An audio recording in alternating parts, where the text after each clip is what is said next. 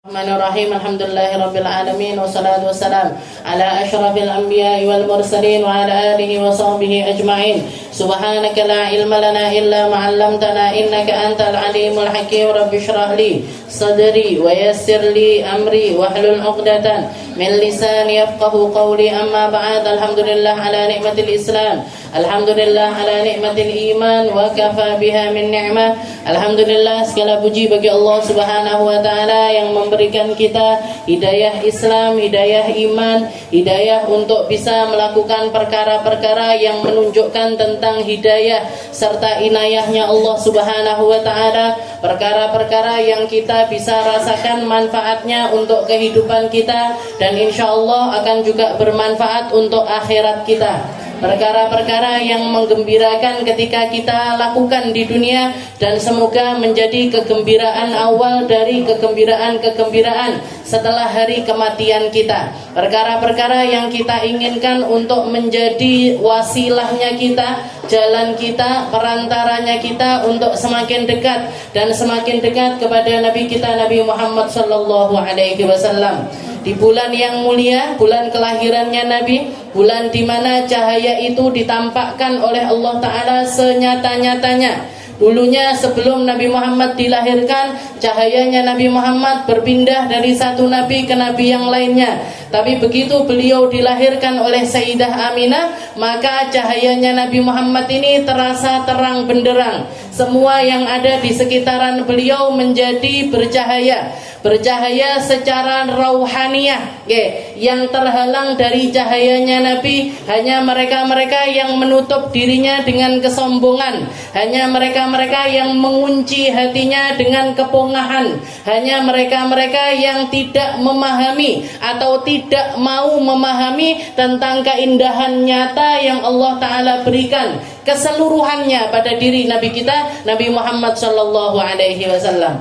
Makanya dikatakan Abu Jahal itu disebut dengan nama Abu Jahal, orang paling bodohnya manusia, karena dia melihat setiap keindahan yang ada pada diri Nabi. Bahkan dia mengatakan, saya percaya sama Muhammad, saya percaya sama sosok Muhammad yang gak pernah berbohong. Saya percaya dengan sosok dirinya yang amanah, yang baik, yang jujur, yang punya akhlak mulia dan lain sebagainya. Saya percaya dengan Muhammadnya. Bahkan seringkali nitipkan barangnya kepada Nabi Muhammad sallallahu alaihi wasallam. Tapi katanya Abu Jahal, aku yang gak percaya itu bima unzilabih, dengan apa yang diturunkan kepadanya. Jadi enggak percayanya dengan firman-firman Allah yang disampaikan lewat lisannya Nabi Muhammad sallallahu alaihi wasallam. Tapi kalau secara sosoknya Nabi Muhammad, dia percaya.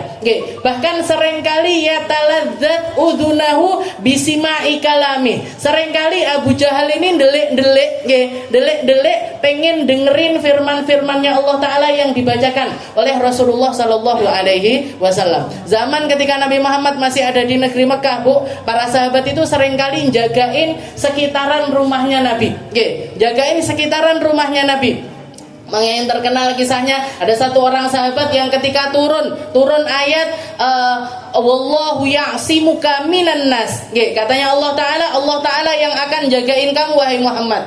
Maka barisan sip-sip ini, sip-sipnya penjaganya Nabi ini dibubarkan sama Nabi. Semuanya biar sekalian tidur aja, enggak usah jagain saya, Allah yang jagain saya.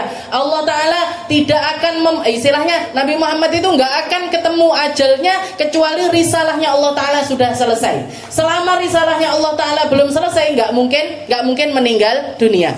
Jadi wallahu ya'simuka minan nas. Maka ada salah satu seorang sahabat yang dibubarkan tapi tetap jagain Nabi. Tetap jagain Nabi. Ketika ditanya, kamu ini apa enggak percaya sama firmannya Allah? Maka sahabat tersebut mengatakan, enggak ya Rasul, saya percaya penuh, tapi saya cuma satu yang saya inginkan. Nanti jenengan kalau buka pintu rumah pertama kali malam-malam mungkin butuh hajat, mau kemana, mau kamar mandi atau lain sebagainya, nanti saya jadi orang pertama yang nolongin ya Rasul. Ngambilkan air, air, nutupin naruh kerainya, nutupi karena zaman dulu nggak ada toilet kayak zaman sekarang.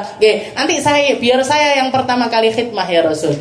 Maka Nabi Muhammad nawarkan kalau gitu minta, sal tu'to, minta apapun tak doakan, semoga Allah Taala mengijabahi doaku. Dan dia tahu persis ini kalau Nabi Muhammad yang doa ini nggak mungkin nggak diijabah sama Allah. Maka ya Rasul tunggu dulu, tak mikir dulu. Ini penting ini. Jadi permintaan ini bukan permintaan sepele, ini penting ini, tak pikirkan dulu. Seharian dia mikirkan opo sampai besoknya ketemu sama Nabi lagi, ditanya lagi. Kamu pengen apa?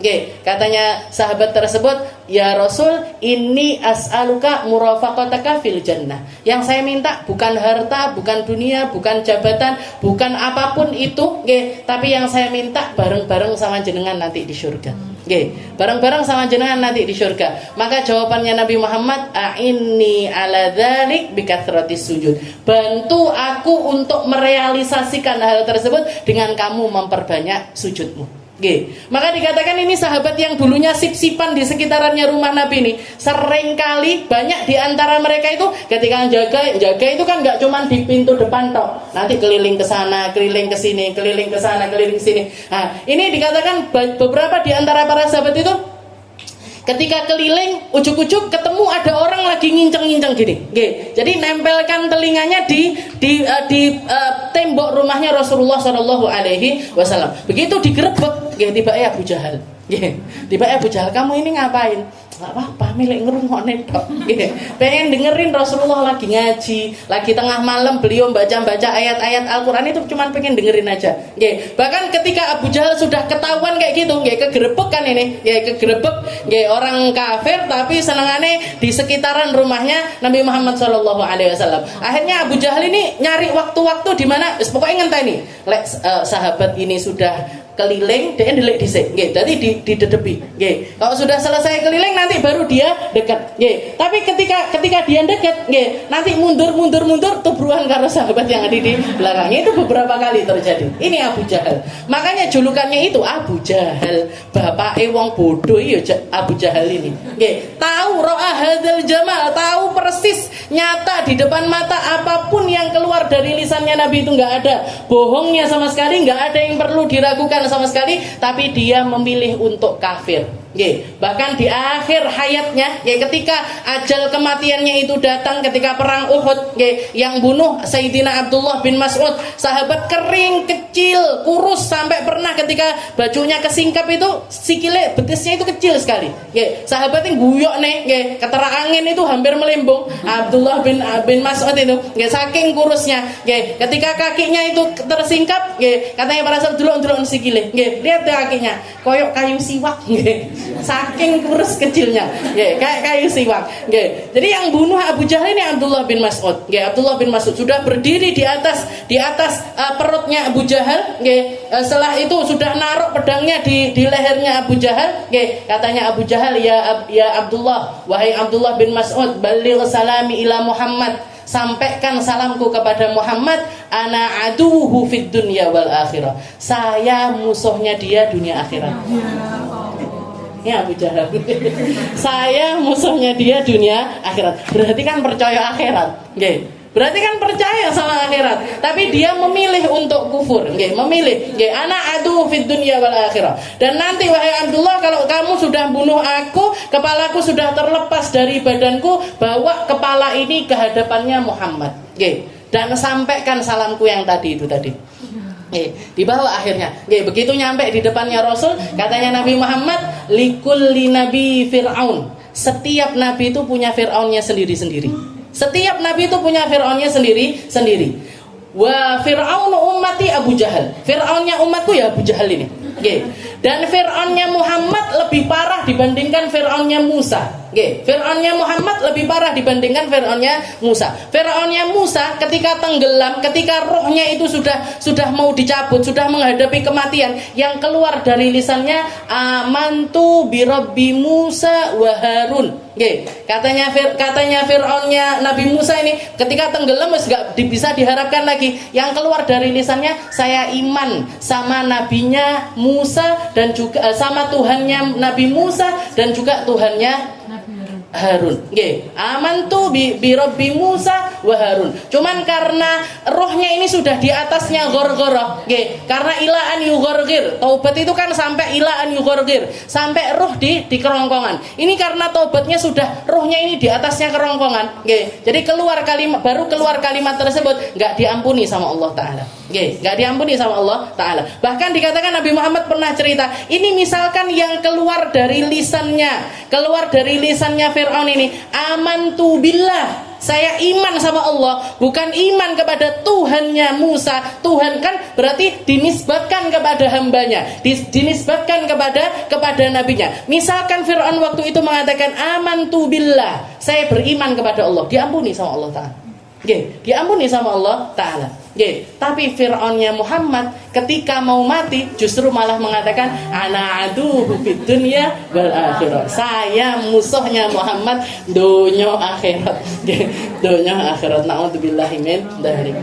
Jadi orang kalau sudah yang diopeni di dalam hatinya ini kesombongan, yang diopeni di dalam hatinya ini kecongkaan, yang diopeni di dalam hatinya ini merasa lebih, merasa pantas, orang harus hormat sama saya dan lain sebagainya, ini mesti jauh dari rahmatnya Allah, ini mesti jauh dari cahayanya Allah, ini mesti jauh dari hidayahnya Allah Subhanahu wa taala. Enggak bisa, Bu, enggak ketolong. Orang-orang yang sombong-sombong itu enggak ketolong.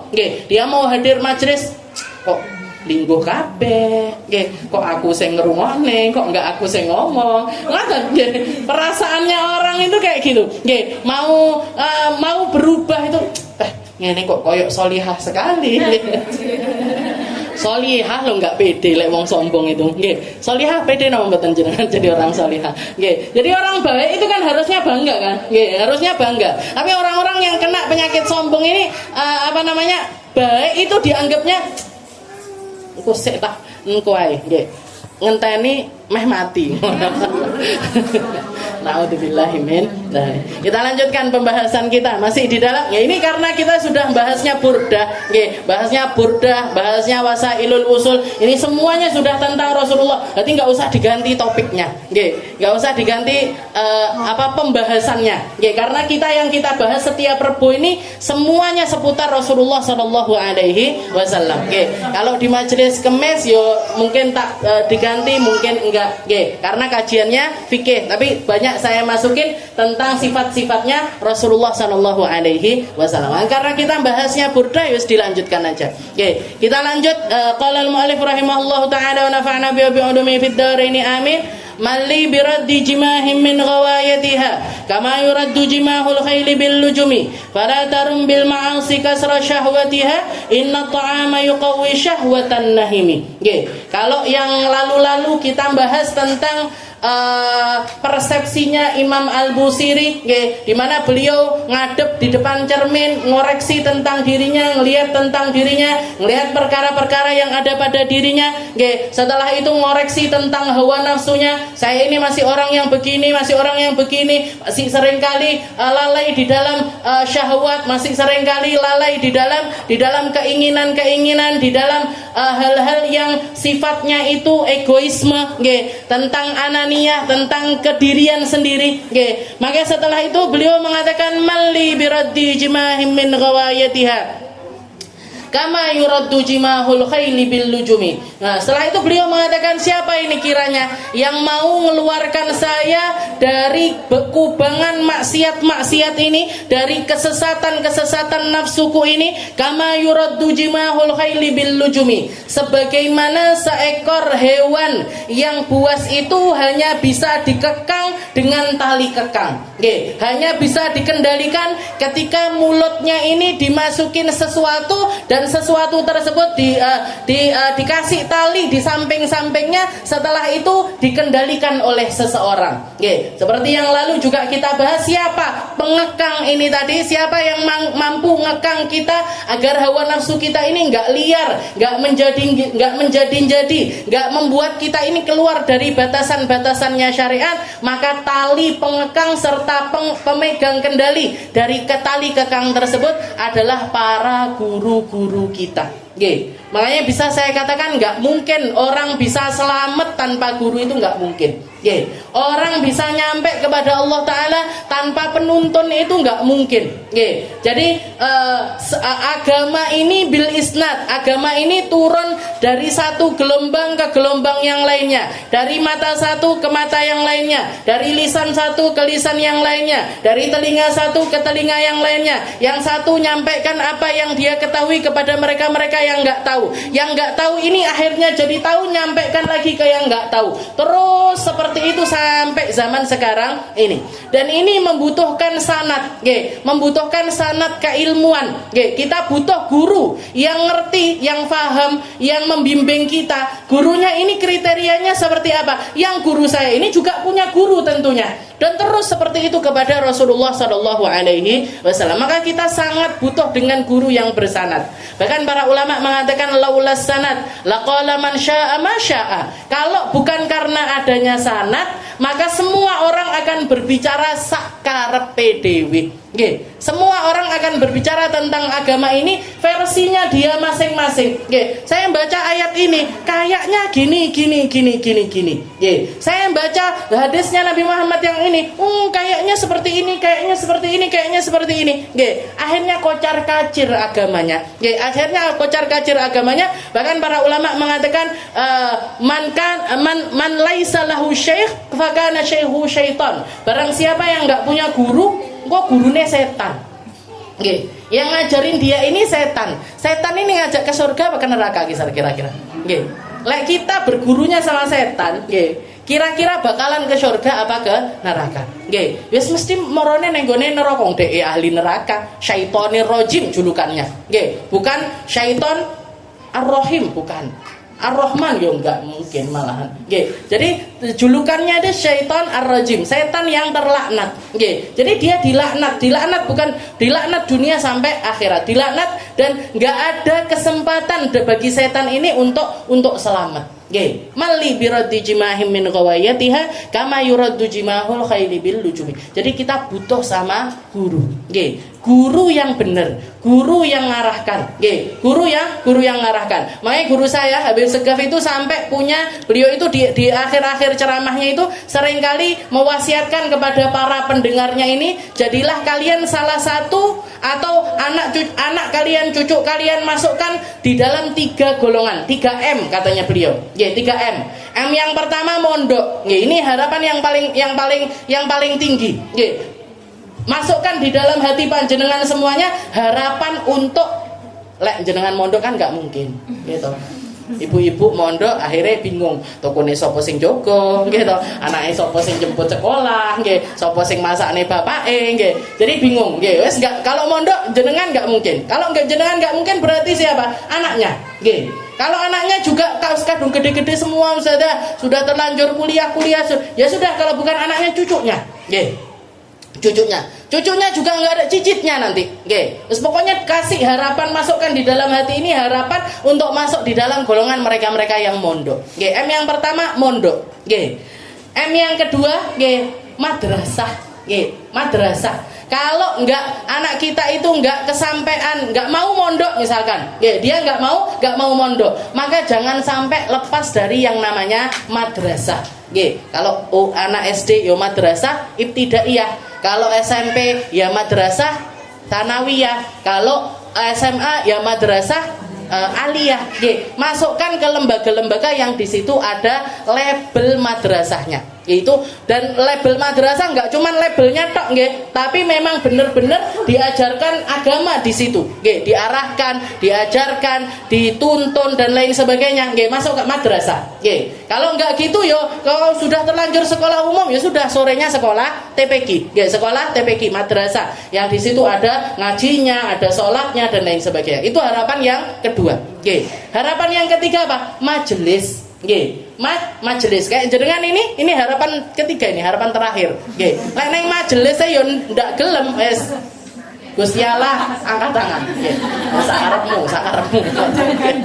Nah, jadi kalau yang M ketiga juga nggak mau ya sudah, nggih, lepas harapannya itu lepas. Jadi kita butuh sama majelis. Minimal kalau kita nggak ngaji 24 jam, kalau anak pesantren itu kan mulai melek mata sampai tidur lagi itu kan dituntun. Nggih, habis subuh baca wirid ini, nanti habis itu pengajian subuh, sekolah, nanti ilmunya nahwu, sharaf, fikih, usul fikih, semuanya ada. Nggih. Anak sampai siang sore semuanya belajar. Nggih. Jadi kalau kita nggak bisa 24 jam, berarti paling enggak itu ya ada di dalam 24 jamnya kita itu kita ngaji. Kalau nggak bisa sehari ada ngajinya satu nggak bisa juga, ya wis rong dino pisan ndak iso, telung dino pisan nggak iso, petang dino pisan, petang dino nggak iso, 5 dino, 6 hari, seminggu sekali, nggih, seminggu sekali paling nggak kita ngaji, nggih. Tapi harapannya kalau seminggu sekali yo kecil, nggih. Seminggu sekali nggak bisa juga, ya sesasi pisan wis, nggih. Sesasi pisan itu pun paling mek lamat-lamat, nggih. Wong sing seminggu pisan wis koyo ngene ae bangga, nggih to. Nggih, jenengan yang ngerasakan sendiri. Seminggu sekali ngaji, ada perubahan tapi titik banget ngono. Nggih. Jadi paling enggak itu kita punya gandolan majelis. Majelis ini bukan cuman sekedar pokoknya hadir, enggak. Tapi jenengan gandoli. Nggih. Ya Allah, saya bisanya datang Rebo malam. Ya sudah, datang Rebo malam. Tapi istiqomah. Nggih. Ya Allah, saya bisanya Kamis pagi. Ya sudah, Kamis pagi. Tapi istiqomah. Nggih. Majelis ini jadi gandolannya kita. Nggih. Jadi 3M ini katanya Ustaz Segep. Nggih. Mondok, madrasah, majelis. Mondok, madrasah, majelis. Nggih. Ini kalau bisa kita realisasikan, Bu, mesti ada perubahan di negeri kita. Nggih, mesti ada paling enggak dari rumah kita dulu. Setelah itu nanti kampung kita. Setelah itu nanti lingkungan yang lebih luas lagi. Kalau bisa dijadikan gerakan nasional, mesti akan jadi perubahan secara nasional. Harapan untuk punya pemimpin adil itu terbuka besar kalau bisa menerapkan hal-hal kecil-kecil yang semacam ini. Tapi dimulai dari sesuatu yang kecil, nggih, dimulai dari diri sendiri, keluarga dan seterusnya. Nggih, mali biraddi jimahim min ghawayatiha kama yuraddu jimahul khaili bil lujumi. Jadi katanya beliau, terus siapa ini yang mau ngekang saya biar nafsu saya ini enggak liar kemana-mana? Guru. Nggih, guru itu yang jadi tali pengekangnya. Setelah itu pengendali hawa nafsu yang kedua, katanya beliau, fala tarum bil ma'asi kasra syahwatiha inna ta'ama yuqawwi syahwatan nahimi. Jangan, jadi ini jawaban dari pertanyaan ini. Siapa ini kira-kira yang mau benahin saya, yang mau ngekang diri saya? Setelah itu jawabannya, fala tarum, kamu yang nanya tentang pengekangan hawa nafsu, kamu yang pengen merubah nafsumu untuk jadi orang yang lebih baik lagi, fala tarum bil ma'asi kasra syahwatiha. Jangan kamu berharap dengan kamu terus-terusan ada di dalam kubangan maksiat itu, kamu akan mampu jadi orang yang memecah hawa nafsumu. Nggih. Orang nggak gandeng antara hawa nafsu dengan maksiat itu nggak mungkin bisa gandeng. Tapi maksiat itu besar sekali jalannya untuk orang yang ngopeni nafsunya, istilahnya yang nuruti nafsunya, besar sekali kemungkinannya untuk terus-terusan terjerumus di dalam kubangan maksiat tersebut. Setelah itu beliau inna ta'ama yuqawwi syahwatan nahimi. Setelah itu katanya beliau, ketahuilah bahwasanya yang mampu mengelola hawa nafsumu, yang mampu bikin hawa nafsumu ini tadi pecah menjadi berkeping-keping sehingga dia tunduk kepada dirimu adalah dengan cara mengelola cara makanmu. Inna ta'ama, sesungguhnya makanan itu yuqawwi syahwatan nahimi, nambahi, memperbesar syahwat yang lainnya. Kalau Imam Ghazali itu mengatakan, kalau perutnya orang itu kenyang, seluruh anggota yang lainnya itu lapar. Motone milik delok sing haram-haram, tangannya pengen melakukan sesuatu yang pokoknya melek utek kayak nggih motone melek delok sing elek-elek, kupinge melek delok sing elek-elek, kakinya pengen dibawa ke tempat-tempat yang buruk-buruk, tangannya, kepalanya, semuanya. Nggih, kalau perutnya kenyang, seluruh anggota tubuh yang lainnya ini lapar. Tapi kalau perutnya itu lapar, nggih, kalau perutnya itu lapar, seluruh anggota tubuh yang lainnya itu kenyang, nggih. Wes ndak melek delok sing haram, nggak pengen dengarkan yang haram, nggak pengen ngelangkah ke tempat-tempat yang buruk, nggak pengen, nggih. Jadi makanan itu sangat berefek sekali, nggih. Makanya hal yang pertama yang harus kita lakukan di dalam pengelolaan makanan ini, pastikan makanan yang kita konsumsi itu adalah dari hasil sesuatu yang halal, nggih. Ya ayyuhalladzina amanu kulu mimma fil ardi halalan thayyiban. Katanya Allah Ta'ala, wahai hamba-hambaku yang beriman, silahkan makan. Silahkan makan dari semua yang Allah Ta'ala tebarkan di atas muka bumi ini. Dari apa? Dari perkara yang dua, halal dan juga thayyib. Yang halal dulu. Yang halal yang pertama. Kenapa? Karena sesuatu yang halal itu kalau sudah masuk ke dalam diri seseorang, man akala halalan, katanya Nabi Muhammad, orang yang makan halal, ata'at jawarihu sya'am aba, anggota tubuh yang lainnya itu akan melakukan ketaatan, mau nggak mau. Dia mau ataupun nggak mau, badannya ini bakalan merespon dengan kebaikan-kebaikan.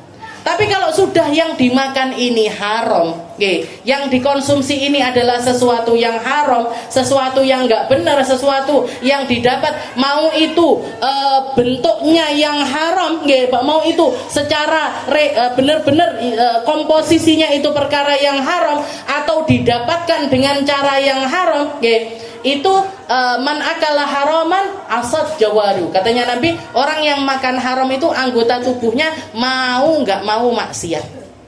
Mau nggak mau itu dia akan melakukan keburukan.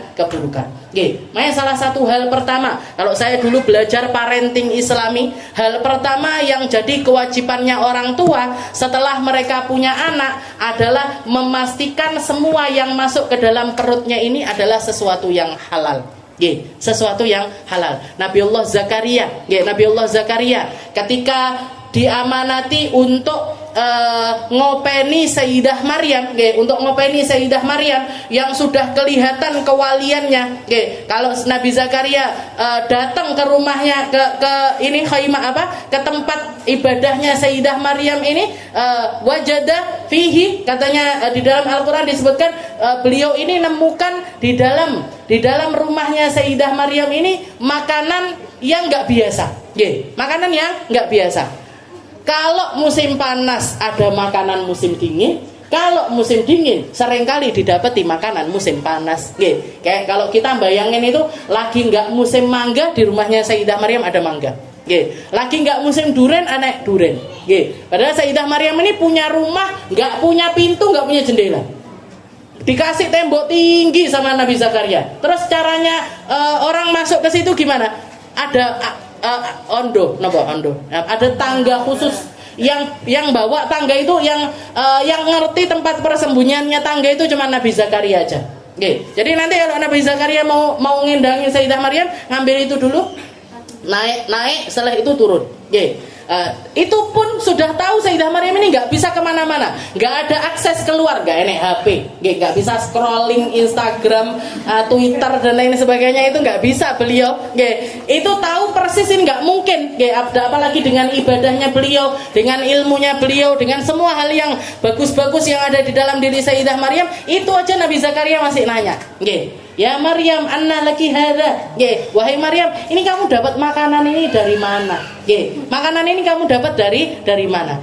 Katanya Sayyidah Maryam, jawabannya di dalam Al-Qur'an itu secara maknanya, Sayyidah Maryam mengatakan, orang yang bertakwa sama Allah Ta'ala, innallaha yarzuqu may yasha bighairi hisab. Eling ayatnya, takut salah tadi saya. Innallaha yarzuqu may yasha bighairi hisab. Katanya Sayyidah Maryam, Allah Ta'ala kalau mau ngasih rezeki kepada hambanya, Allah Ta'ala ngasih nggak pakai hitungan, wahai Nabi Zakaria. Jadi Sayyidah Maryam yang ditanya, opo neh awake dhewe. Makanya nanya, Bu, kalau anaknya pulang sekolah, tadi makan apa aja? Bukan sesuatu kok panggah teko enggak. Nggih, tapi memang ini salah satu bentuk penjagaannya orang tua kepada anaknya. Tadi jajan apa aja, belanjanya di mana. Misalkan dia ngomong beli pentolnya yang jual siapa? Nggih, misal di depan sekolahan ada yang jual pentol, jenengan parani itu tukang jualan pentolnya. Nggih, Pak, ini pentolnya pakai daging apa ini? Nggih, pakai daging apa? Kalau ada syubhat-syubhatnya kita nggak ngerti orang zaman sekarang. Nggih. Kalau misalkan kita masih ragu-ragu, kalau perlu disumpah ini. Nggih, kayak dulu saya diceritani kakek saya, nggih, ada satu tukang bakso yang boleh masuk ke kampung dalam daerahnya orang Banjar itu cuman satu tukang bakso. Abah saya cerita, itu tukang baksonya disumpah sama kakeknya kita semuanya untuk nggak pakai sesuatu yang istilahnya campurannya kudu sing bener-bener apik. Nggih. Kalau nggak mau sumpah nggak oleh mlebu kampung dalam. Nggih. Kalau nggak mau sumpah nggak boleh masuk kampung dalam. Kenapa? Ini orang tua kita ini orang-orang soleh, Bu. Nggih. Meskipun mungkin nggak bisa baca kitab, nggak pernah mondok lama, nggak pernah, orang-orang tua kita jadi makanya jangan pernah merasa aku ki luwih solihah teko ibuku, teko nenekku, ndekne apa-apane adewe karo wong-wong biyen. Nggih. Nggak ada apa-apanya kita sama orang-orang tua kita dulu. Pernah jenengan nanya pentolnya anak yang dicokoti tuku karo sapa, nyelepe daging ning endi, tukune daging ning endi, sing beleh sapa, nggih. Beli pentol paling gitu tak, ya wis nggih. Dawa, kakek-kakek saya itu sampai disumpah, Pak. Pak sampai. Disumpah ini tukang pentol, bayangkan disumpah, kalau nggak mau sumpah nggak boleh masuk kampung dalam. Nggih. Kenapa? Ini syariat. Nggih, ini syariat. Nggih. Jadi pertama hal yang harus kita pastikan masuk ke dalam rumah kita, masuk ke dalam keluarga kita, perkara yang halal. Nggih. Kulu mimma fil ardi. Sama Allah Ta'ala diizinkan, silahkan makan. Nggih, silahkan makan. Semua yang ada di dunia ini silahkan dimakan. Yang halal, yang thayyib. Nggih, yang halal, yang thayyib. Kalau yang thayyib ini konsekuensinya secara pribadi. Nggih, konsekuensinya secara pribadi. Istilahnya ngeten, nggih. Kambing itu kan halal, nggih toh? Daging kambing itu kan halal. Tapi lek wis roh tensine 250 nggih. Panggah mangan daging kambing. Nah, itu kalau tensinya tambah muda eneh, resiko ditanggung sendiri. Nggih. Halalan thayyiban. Allah Taala sudah wanti-wanti, makan yang halal, makan yang thayyib. Kalau orang makan halal, nggih, thayyib duduk bang thayyib nggih. Jadi kalau orang makan halal, badannya ini diajak taat itu gampang. Orang kalau sudah makannya haram, mau dia berusaha seperti apapun untuk melakukan kebaikan, nggak bisa terrealisasi. Nggih. Di dalam hadis yang lain Nabi juga mengatakan kullu lahmin nabata min haram fannaru aula bih. Nggih. Orang yang makan dari perkara yang haram, nggih, neraka lebih layak jadi tempat kembalinya dia. Nggih, neraka jadi tempat kembali yang lebih layak untuk dirinya. Fala tarum bil ma'asi kasr. Jadi caranya nahan hawa, caranya mecah nafsu ini awal pertamanya atau sesuatu yang harus kita lakukan di awal adalah memanage masalah makanan kita. Nggih, memanage masalah makanan kita. Inna ta'ama yuqawwi syahwatan nahimi. Kalaupun sudah halal, kalaupun sudah thayyib, nggih, sebaiknya juga istilahnya dibatasi di batas-batas tertentu. Inna ta'ama yuqawwi syahwatan. Orang sekarang itu kan yang banyak datang ke saya, yang banyak curhat sama saya. Ustazah, suami saya gini. Anak saya gini. Nggih, rata-rata itu seperti itu. Bingung ngadepi apa yang ada di sekitarannya itu, nggak ngerti gimana caranya menghadapi. Nggak ngerti gimana cara menghadapi. Ini sebenarnya asal muasalnya karena dia bahkan belum mampu menghadapi dirinya sendiri. Belum mampu menyelesaikan tentang dirinya sendiri. Dirinya sendiri nggak selesai, apalagi mau ngurusi orang lain. Apalagi mau ngurusin orang lain. Dan asal muasal kenapa kok kita nggak bisa menguasai diri kita sendiri? Karena kita yang tunduk kepada hawa nafsu kita, bukan hawa nafsu kita yang tunduk sama kita. Kita tunduk sama hawa nafsu kita. Milik sate, tuku sate. melek pecel tuku pecel nggih, melek kangkung mangan kangkung nggih. Wis seru asam urate dhuwur padahal nggih. Jadi orang banyak bingungnya di dunia ini karena dia belum bisa menyelesaikan sesuatu antara dirinya sendiri. Jadi ketika ngaca dengan dirinya sendiri, ini masalah diri ini banyak sekali yang belum terselesaikan. Lah kok mau ngurusi masalahnya orang lain? Mau itu suami kita, mau itu anak-anak kita, mau itu orang-orang terdekat kita, kita nggak ngerti karena belum selesai dengan diri sendiri. Makanya Allah Ta'ala ngasih syariat namanya puasa. Dikasih syariat sama Allah Ta'ala namanya puasa. Biar apa? Biar kamu jadi pribadi yang hawa nafsumu ini tunduk kepadamu, bukan kamu yang tunduk sama hawa nafsu. Dan di dalam Al-Quran itu wa nahan nafsa 'anil hawa. Dalam Al-Quran itu kalimat tentang hawa nafsu ini nggak bisa dipateni, nggak bisa. Karena itu sesuatu yang Allah Ta'ala ciptakan bersama manusia, nggak bisa dimatikan, itu nggak bisa. Yang bisa diapakan? Dikendalikan. Yang bisa adalah dengan cara nafsu itu tadi dikendalikan. Saya ingat di Hadramut itu orang-orang Hadramut itu rata-rata kalau buka puasa itu menunya selama sebulan itu panggah, kopi, sambosa, kurma. Kopi, sambosa, kurma. Nggak tahu ganti liane. Kalaupun ganti itu biasanya anak Darul Zahra aja. Ya, anak Darul Zahra, bocah sing campuran anak Indonesia, Malaysia, karena banyak milik. Kalau orang Hadramut sendiri cuma 3 ini toh. Kopi, sambosa sama kurma. Hidup mati pakai itu toh, 3. 3 ini toh. Ketika ditanya kenapa kok menunya buka puasa itu sama terus? Kok menu buka puasanya itu sama terus, kenapa? Biar hawa nafsunya ini nggak milik neng dinti, nggak usah dikasih pilihan. Kamu buka yo iki, kamu buka yo iki, lewat dewe kan nggak. Mbak istilah, tahu jenengan mbak istilah. Jam 4 metu, boleh taksi. Dek ini OTOT wes, saya berarti gedang goreng wes, tahu isi wes, kolak wes, wah keh banget. Pilihannya itu banyak sekali. Pilihannya itu banyak sekali. Jadi orang-orang sana itu saklek satu. Jadi buka puasa ini. Kenapa? Karena mereka menganggap terlalu sia-sia. Mereka lapar-lapar seharian. Lapar-lapar seharian. Haus-haus seharian. Pas dong. Pas waktu buka, itu kan harusnya nafsu kita ini tunduk sama kita. Harusnya nafsu kita ini kan tunduk sama kita. Ini malah dibikin liar, dibikin golek sembarang kalir, ditaruh dijejer neng meja sampai ndak cukup mejane. Barengono dipoto pisan. Cekrek, alhamdulillah buka puasa hari ini. Wong Indonesia angel panjenengan. Hari pertama, besok bedone sesuk. Padahal itu nanti saya enggak mesti. Mesti enggak habis.